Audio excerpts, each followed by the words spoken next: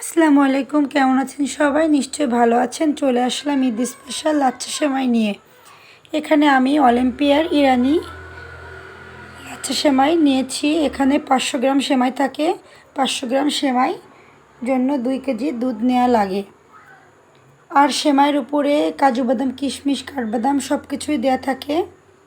এ পর্যায়ে নিয়ে নিচ্ছি 1 কেজি মিল্ক ভিটা দুধ। যেহেতু আমি সেমাই অর্ধেক রান্না করব, এজন্যই দুধটাও 1 কেজি নিয়েছি। এখন দিয়ে দিচ্ছি 2টা সাদা এলাচ ও দারুচিনি কাঠ। এ পর্যায়ে দিয়ে দিব 1 কাপ চিনি। চিনিটা আপনারা মিষ্টি যে অনুযায়ী খান সেভাবেই দিতে পারেন।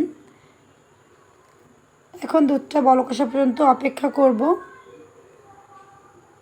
দুধ কিছুক্ষণ জাল দিয়ে ঘন করে নিয়ে নামিয়ে নিয়েছি ঠান্ডা হওয়ার জন্য।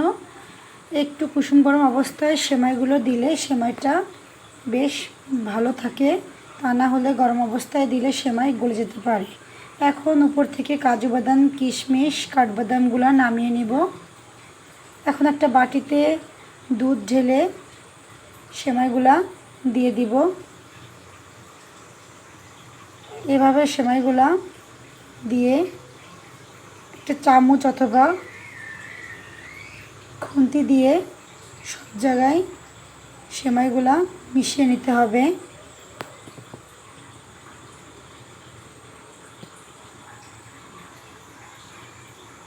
আমার রেসিপি যদি আপনাদের কাছে ভালো লেগে থাকে তাহলে অবশ্যই আমার পেজটাকে সাবস্ক্রাইব করে পাশে থাকবেন।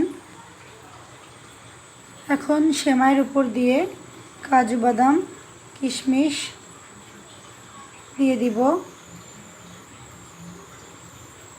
বেশ আমার সেমাইটা হয়ে গিয়েছে।